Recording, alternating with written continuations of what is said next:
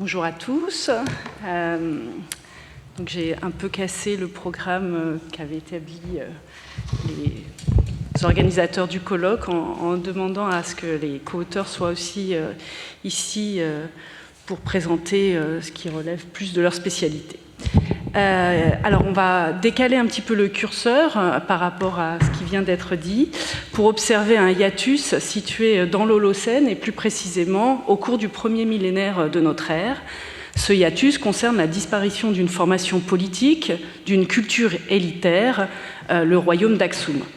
On aurait dit il y a quelques années qu'il s'agissait de la disparition d'une civilisation, mais je dois dire que moi je suis plus mal à l'aise avec ce type de vocabulaire. Les facteurs expliquant cette disparition sont sans doute multiples, mais les hypothèses sont loin d'être toutes validées et sont toujours les moteurs d'enquête et de recherche en cours. L'idée aujourd'hui est de prendre ce hiatus, donc le déclin du royaume d'Aksum au 7e siècle de notre ère et la disparition de certains signaux archéologiques et documentaires jusqu'au 11e siècle, comme un point de départ. Le point de départ d'une discussion plus large sur une question complexe et sujette à débat, l'impact de l'environnement sur les sociétés. Ce n'est bien sûr pas une question nouvelle, ni limitée à la région du Rift africain, nous y reviendrons. Les débats sont intenses pour de nombreuses raisons, mais la première critique qui a été faite aux tenants des thèses de l'effondrement des civilisations dû aux changements environnementaux est le déterminisme climatique ou environnemental. Quasiment une insulte. Et pourtant, cela résonne évidemment tout à fait autrement aujourd'hui dans le contexte du dérèglement climatique global. Comment l'environnement impacte les sociétés et comment ces sociétés réagissent aux changements environnementaux. Dans le passé, comment lire les effets sur les sociétés au sens de leur organisation. Nous verrons à travers l'exemple de notre hiatus que ces questions sont loin de trouver des réponses simples.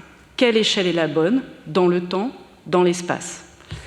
Mais ce hiatus, les questions qu'il soulève et la très nette connaissance des changements en cours de notre environnement nous invitent aussi à regarder le présent et le futur proche et à se poser les mêmes questions, avec une donnée très différente. Pour ce qui concerne le déclin d'Aksum, celui-ci est finalement très mal documenté, tandis que les changements en cours sont au contraire bien observés à la loupe et les scientifiques disposent de très nombreuses données pour le mesurer et évaluer ses impacts. Par conséquent, même si les historiens ont tendance à répugner au retour sur le passé avec les informations du présent, sous peine d'anachronisme ou pire, de téléologisme, eh bien les transformations en cours risquent quand même bien de nous aider à penser les transformations du passé.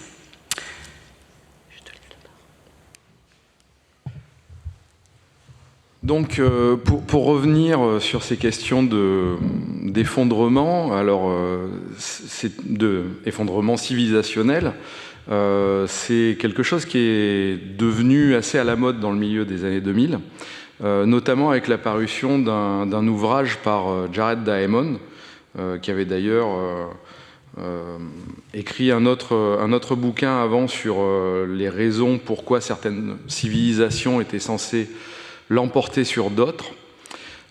Et dans son ouvrage qui s'appelle Collapse, et il n'y a pas d'erreur pourquoi on appelle tout un pan aujourd'hui des études sur ce qui est en train de se passer la collapsologie,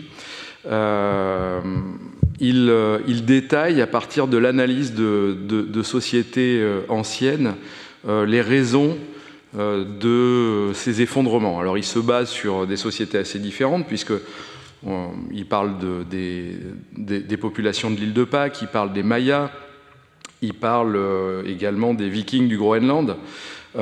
Et pour ces différentes sociétés qui se sont cassées la figure de manière apparemment assez violente, il met en avant différents facteurs, les 5 principaux étant le changement climatique, la présence de voisins hostiles, le fait que des partenaires importants eux-mêmes se cassent la figure, les problèmes environnementaux et les réponses sociétales plus ou moins inadaptées à ces différents facteurs. Les problèmes environnementaux, il détaille plus avant, il en propose une douzaine. Alors je ne vais peut-être pas tous les citer parce que ça va être sinon fastidieux, vous les avez à l'écran. Mais bon, bien évidemment, déforestation, surpêche, surpopulation, etc. etc.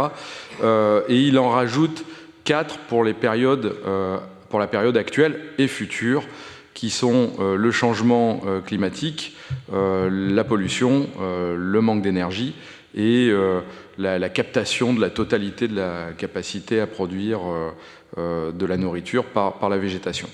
Alors c'est pas, il faut pas voir Diamond comme un précurseur absolu, hein, parce que ce sont des débats qui existent dans le corpus scientifique depuis plus longtemps que ça.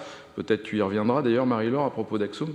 Mais voilà, on vous a mis 2 papiers, par exemple, un dans Science, un dans Nature, là sur votre droite, qui parlent de ce qui a pu se passer en Mésopotamie et avec l'effondrement des sociétés de cette région. Diamond n'est pas uniquement négatif et pessimiste sur le fait que les civilisations peuvent mourir, mais il présente aussi des exemples de sociétés qui ont réussi à passer des caps extrêmement difficiles, par exemple le Japon, l'Islande et certaines îles du Pacifique. On a eu un papier là tout récent, il y a 2 ans, qui revient un peu sur ces travaux concernant les réponses sociétales et les possibilités d'effondrement en face du changement climatique et qui indique qu'il y a des biais bien évidemment dans ces approches et qu'il faut vraiment les traiter de manière les plus interdisciplinaire possible et qu'il faut aussi se fonder sur des exemples de ce qui a pu marcher face à des risques d'effondrement en termes d'opportunités nouvelles, d'énergie qui peuvent être qualifiées de résilientes, d'adaptation institutionnelle, de transformation, de dispersion des populations. Voilà pour cette partie. Du coup, je vous propose de revenir sur notre question de départ, notre exemple, je dirais, qui nous a servi en fait à réfléchir ensemble à la manière dont on pourrait explorer cette question plus avant de l'impact de l'environnement sur les sociétés. Donc l'exemple, c'est le royaume d'Aksum, qui est situé sur les hauts plateaux éthiopiens, alors autour de la ville d'Aksum, au Tigray actuel, et notamment du port d'Adulis sur les côtes de la mer Rouge, qui est situé en Érythrée actuelle. Ce royaume se développe du fait de sa position sur les bords de la mer Rouge et se connecte en fait au grand réseau de commerce qui circule en mer Rouge, dans l'océan Indien et en Méditerranée orientale. Donc le royaume se développe en développant également une culture élitaire qui est marquée par l'érection de palais comme celui de Dungur, dont la restitution apparaît à l'écran. C'est la raison pour laquelle également le royaume développe une monnaie, une frappe de monnaie trimétallique, notamment une monnaie en or, pour pouvoir commercer avec ses partenaires. C'est aussi l'occasion d'échanges intellectuels et c'est la raison pour laquelle, au IVe siècle, le royaume d'Aksum se convertit au christianisme, d'où l'arrivée sur les monnaies du symbole de la croix ou les copies et traductions dans la langue du pays, le ge'ez à l'époque, des évangiles. Et vous avez un exemplaire assez magnifique de l'un des évangiles d'Abba-Garima qui date entre le 5e et le 7e siècle. Donc voilà ce qu'est Aksum. Au 7e siècle, Aksum décline. C'est plusieurs éléments qui nous permettent d'observer ce déclin. Non seulement la monnaie n'est plus frappée à partir du 7e siècle. L'occupation de la ville d'Aksum décline très drastiquement sur les sites archéologiques bien connus. Les obélisques d'Aksum qui marquent l'emplacement de tombes élitaires et qui sont bien sûr associés au rite antérieur au christianisme, pour certains sont volontairement abattus après des phases de pillage, etc. Et voilà, d'un seul coup, on voit disparaître une culture élitaire, et j'insiste sur cet aspect-là, et surtout alors qu'on avait une documentation écrite qui s'était développée par la base d'inscription, etc., d'un seul coup, nous n'avons non plus d'écrit. Donc l'historien est complètement démuni face à cela. Alors, les causes du déclin aksoumite sont vraisemblablement multiples, multifactorielles, et là, on revient à ce qui a déjà été dit par Isabelle Crève-Creux auparavant pour d'autres exemples, et sur des périodes bien plus longues. Et les causes, je ne vais pas les développer toutes ici, mais bien sûr, au 7e siècle, il y a un changement majeur qui s'opère en mer Rouge, c'est le développement de l'islam de l'autre côté de la mer Rouge et le fait que les conquérants arabes prennent tout le pourtour de la mer Rouge, ce qui change complètement les partenaires commerciaux et les routes de commerce, et par le même, du même coup, on peut assister au déclin de l'Empire romain, qui est aussi l'un des grands partenaires de commerce du royaume d'Aksum. Donc il y a forcément un effet associé à cela. Mais dans les années 80, Karl Butzer, un géographe, assistant à l'aridification du Sahel en Afrique et constatant que l'Éthiopie est aussi touchée de fouet, en particulier l'Éthiopie des hauts plateaux, se demande si ce qu'il voit à l'œuvre n'est pas quelque chose qui permet de comprendre ce qui a pu se passer pour Aksum, et il pose l'hypothèse que le déclin d'Aksum est lié à une intensification de l'agriculture liée à un développement démographique important, à une aridification, et donc il pose l'idée que l'environnement a eu un impact sur le déclin d'Aksum. Cette hypothèse, formulée dans les années 80, elle a été finalement le moteur de nombreuses recherches qui se sont développées ensuite, qui ont fait travailler différentes disciplines, de l'archéologie jusqu'à la paléoclimatique ou à la palynologie. Pour résumer, en gros, toutes les dernières études ont eu tendance à montrer que le déclin aksumite s'expliquait assez mal, pour le moment, en lien avec une évolution de l'environnement. On a constaté, notamment à travers l'étude des dépôts dans le lac Achengué, qu'il y a une augmentation de l'humidité dans la région entre 200 avant notre ère et 500 de notre ère, donc qui correspond au développement du royaume d'Aksum, et qu'il y a une rapide aridification après 500 de notre ère, mais donc cette rapide aridification intervient à 2 siècles en amont du déclin aksumite. Et par ailleurs, les données anthracologiques au nord d'Aksum ont permis de montrer qu'il y a une stabilité des espèces ligneuses sur les hauts plateaux dans la région d'Aksum, sans surexploitation tout le long de la période concernée. Alors, l'idée, évidemment, n'est pas de nier l'un des facteurs qui serait l'impact des changements environnementaux sur les sociétés humaines. Mais c'est de montrer que, pour l'instant, les données sont extrêmement difficiles d'abord à trouver, et ensuite, on est sur des échelles de temps qui sont finalement relativement brèves, comparées aux échelles de temps qui sont justement étudiées pour tout ce qui est la sortie d'Afrique, par exemple, du genre Homo. Ça change complètement la donne, les échelles de temps et les échelles géographiques d'espace. Il y a d'autres facteurs qui méritent d'être étudiés et qui sont pour l'instant vraiment, je dirais, à leur tout début. Une hypothèse a été lancée il y a peu d'années qui concerne l'arrivée de la peste justinienne.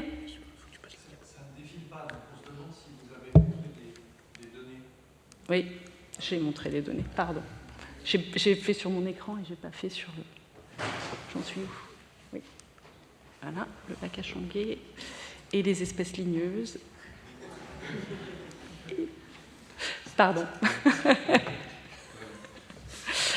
Donc d'autres hypothèses sont à envisager, et notamment la question de la peste justinienne. Alors, la peste justinienne, c'est une épidémie de peste qui se développe au VIe siècle de notre ère, notamment à partir du port de Pélouse en Égypte. La carte que vous avez sous les yeux, à votre gauche, correspond aux endroits où on a repéré le développement de l'épidémie. Mais finalement, cette carte, elle est assez fautive dans la mesure où, en fait, elle ne pense le monde que du point de vue de la mer Méditerranée, et elle oublie, c'est assez courant quand même, toute la mer Rouge et en particulier l'Afrique. Alors, on n'a pas, il faut bien le dire quand même, on n'a pas d'attestation pour le VIe siècle, pour l'instant, de peste du côté de l'Éthiopie. Mais les éléments concernant les niches écologiques de la peste en Afrique nous permettent d'estimer que la Corne de l'Afrique et l'Éthiopie en particulier, celle des hauts plateaux, pourrait être une niche où la peste se serait développée. Et beaucoup d'études récentes ont montré pour des épidémies de peste un peu plus tardives, notamment au XVe siècle jusqu'au XXIe siècle, que l'un des animaux qui pouvait favoriser le déplacement de l'épidémie, le dromadaire, que le dromadaire était l'un des animaux qui pouvait favoriser cette épidémie, notamment parce que des populations consomment de la viande de dromadaire qui peut déjà être infectée. C'est le cas en particulier dans les régions Afar en Éthiopie, où le dromadaire est une viande consommée régulièrement. Et par la consommation, on peut du coup être atteint de la peste, si la bête est évidemment atteinte de la peste elle-même.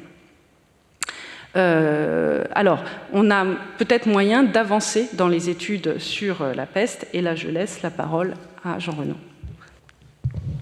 Oui, donc il y a évidemment sur ces questions différentes approches qui permettraient peut-être d'avoir une meilleure idée de ce qui s'est passé, au moins de tester cette hypothèse de la peste, mais également sur les hypothèses environnementales plus climatiques ou liées aux dégradations de l'environnement.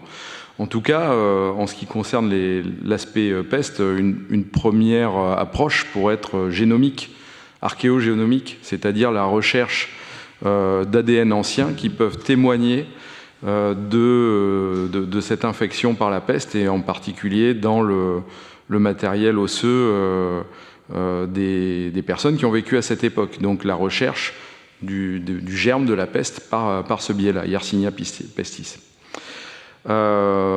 Cette archive des restes humains, elle fournit également aussi d'autres éléments pour comprendre ce qui s'est passé en termes environnementaux. À savoir, tout d'abord, il peut y avoir des modifications au niveau de l'anatomie en lien avec des conditions de vie qui se dégradent, des pathologies qui apparaissent sur les restes osseux, et un registre un petit peu plus caché, je dirais, mais qui est illustré par ce que vous avez à droite, en haut. Ce sont des surfaces d'émail dentaire qui sont vues à l'échelle microscopique et qui reflètent des topographies de l'émail, vraiment à toute petite échelle, puisque là on est sur des carrés qui font de l'ordre de 200 microns. Vous avez des différences de topographie en fonction de l'alimentation.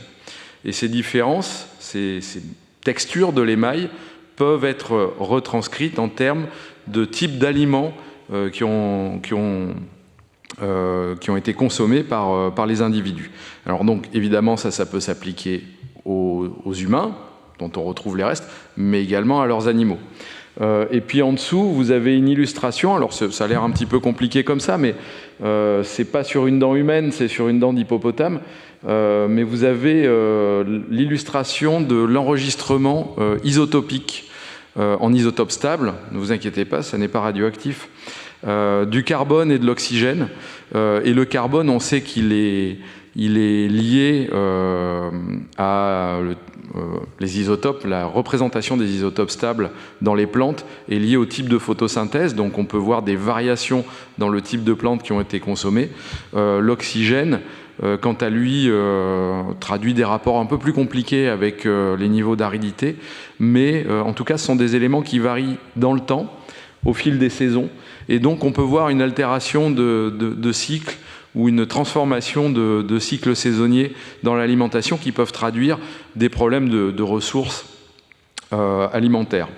Et enfin, vous avez au milieu une petite bestiole là, qui a l'air d'être une marmotte, mais ça n'en est pas du tout une. C'est un animal qui est beaucoup plus proche des éléphants, aussi étonnant que ça puisse paraître. Mais c'est un hyracoïde, c'est ce qu'on appelle un daman, et ça fait partie du grand groupe des afrothères, donc c'est des animaux plutôt africains. Et il se trouve que ces damans ont la charmante habitude de produire des déjections en grande quantité qui vont s'accumuler, un petit peu comme le guano des chauves-souris dans les grottes. Dans les terriers où ils vivent, alors vous avez une forme qui vit plutôt dans les rochers, et cette accumulation peut durer des milliers d'années, voire des dizaines de milliers d'années. Et vous pouvez remonter dans les couches de déjection au fil du temps et trouver là-dedans tout un tas d'informations sur l'environnement. Vous trouvez des pollens, vous trouvez à nouveau des isotopes, marqueurs de l'environnement, vous pouvez trouver d'autres formes de biomarqueurs de la végétation. Et c'est une méthode qui a été employée pas mal en Afrique du Sud. Les collègues sud-africains sont assez pionniers là-dedans, mais c'est aussi très utilisé en Arabie maintenant.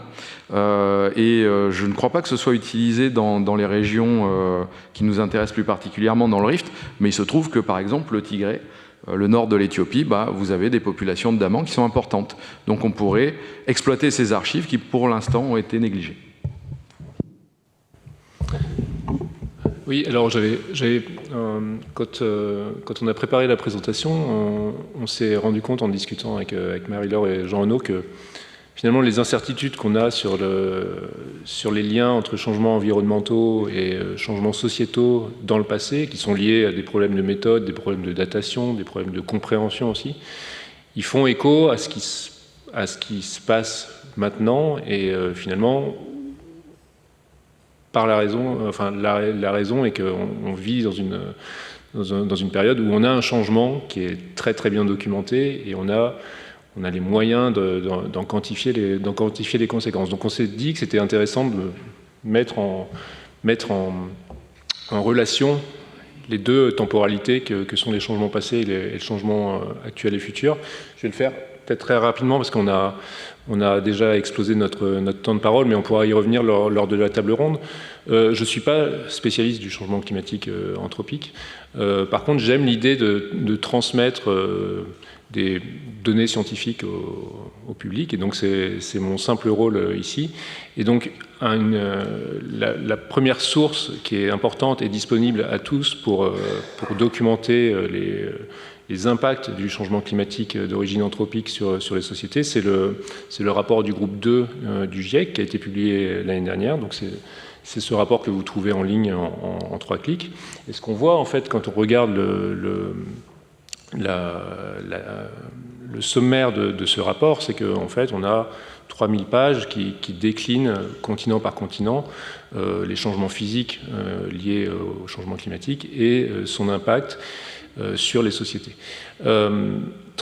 Encore une fois, très rapidement, si on parle simplement de chiffres, la carte à gauche de la diapositive vous montre les émissions en équivalent CO2 des différents pays à l'échelle du globe. Donc au passage, on voit quand même que la zone qui nous intéresse, l'Afrique de l'Est, est très faible émettrice, et représente à peu près 2,5% des émissions globales.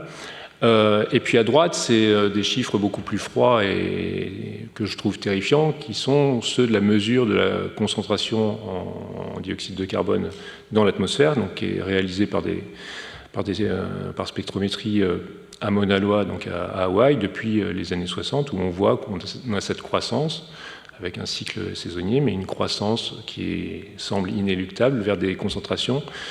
Donc là, de 421, j'ai dû prendre cette courbe hier, de 421 ppm, donc partie par million dans l'atmosphère terrestre. Ce qui est intéressant, c'est de de mettre cette concentration en perspective avec le passé. Si on reprend cette même courbe à droite, mais qu'on dilate complètement l'échelle temporelle, donc nous, on est à l'extrême droite. Je ne vais pas dire ça, mais on est à la droite de la diapositive. Et donc, on a des concentrations, donc cette concentration en CO2 à 420 ppm. Et puis, si vous tracez une horizontale vers le passé, vous vous rendez compte qu'avec les différents indicateurs qu'on a pour les concentrations en CO2, si on veut tomber avec certitude sur des concentrations aussi élevées, il faut qu'on décline cette échelle des temps à l'échelle des millions d'années, et c'est plutôt autour du Pliocène, voire du Miocène moyen, lors d'un optimum climatique qui est très bien enregistré, qu'on a des concentrations qui sont aussi élevées. Si on en revient à notre... à notre rapport du GIEC, si on regarde un peu en détail le sommaire et donc les 300 pages qui sont dédiées au continent africain, vous voyez qu'en fait le GIEC a fait une synthèse bibliographique sur de nombreux aspects en fait des conséquences du changement climatique sur les sociétés, sur l'environnement, sur l'économie. Et là, je vais prendre seulement 1 minute pour vous présenter quelques figures que je trouvais assez saillantes pour notre propos et puis pour alimenter les discussions peut-être plus tard, soit autour du café, soit lors de la table ronde ce soir. Cette figure-ci est une espèce de synthèse où il faut la lire en colonnes. Vous avez 3 colonnes qui correspondent finalement à 3 scénarios de changement climatique, scénarios qui eux-mêmes dépendent complètement des décisions qui sont prises aujourd'hui en termes d'émissions de CO2. Donc à gauche, vous avez le scénario 1.5 qui correspond à celui des accords de Paris, dont on sait qu'on est assez mal engagé pour le respecter. Les derniers rapports de bilan carbone à l'échelle de la planète montrent qu'en fait, on a une croissance des émissions de CO2 de l'ordre de 2,5% entre 2021 et 2022. Donc, en gros, après le creux du Covid, on est reparti à la hausse de façon assez brutale.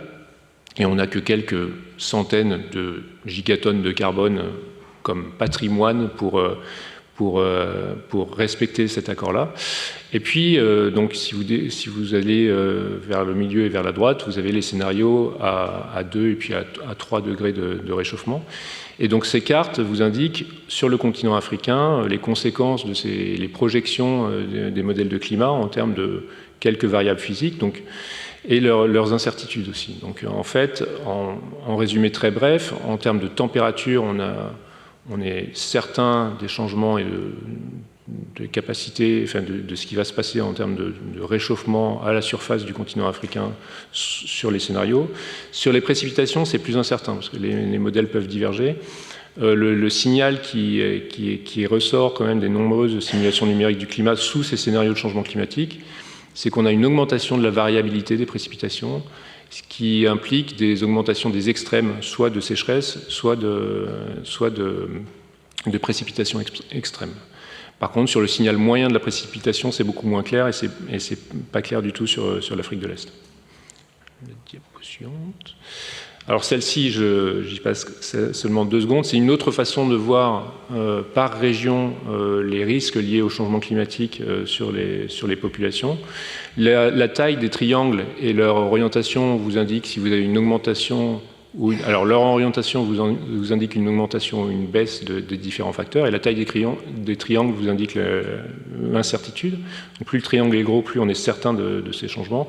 Et c'est une autre forme de résumé de ce que je viens de vous dire sur les changements de température qui sont sûrs et certains, et les changements de risques liés aux changements de précipitation qui sont plus diffus. À droite, l'encart à droite vous montre un exemple de risque lié plus particulièrement au milieu côtier, en lien avec l'augmentation du niveau marin lié au réchauffement. Où on voit en fait en rouge les zones qui sont très densément peuplées et les aléas qui peuvent être liés au changement de niveau marin. Enfin, et je terminerai là-dessus, 2 autres risques qu'on peut attribuer au changement climatique et à venir, et là encore en fonction des scénarios qu'on emprunte, c'est des changements de rendement dans la production agricole, où en gros on voit qu'on va avoir globalement des baisses de rendement dans la production de blé et de maïs à l'échelle continentale.